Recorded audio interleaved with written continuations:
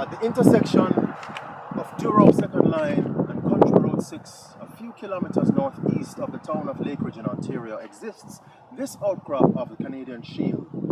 The surface I'm touching is 800 million years old. Amazing. But the Canadian Shield began forming about 3.2 billion years ago and continued until the end of the Proterozoic Eon, which is essentially the end of the Precambrian. Now, the Canadian Shield rock was formed through the solidification of magmas, particularly granitic magmas, which formed these granites.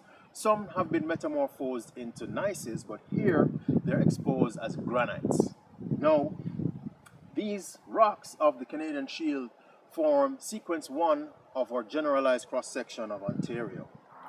Now, about 800 million years ago, this surface, there was an erosive sequence followed by a period of non-deposition. Now, this erosive sequence scraped off all the rock that existed from this surface up, and that's now gone. The period of non-deposition created what is called an unconformity.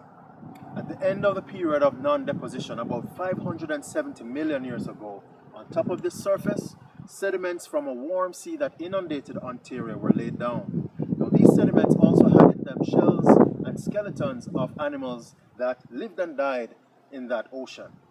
These shells and skeletons formed fossils as these sediments were lithified into rock, primarily limestones.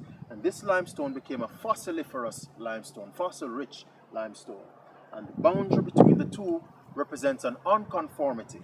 And this unconformity is known as the Great Unconformity. These rocks represent sequence 2 of our generalized cross-section of Ontario. So the limestone that was formed from sediments deposited from 570 million years until about 300 million years exists as a capstone for the Canadian Shield.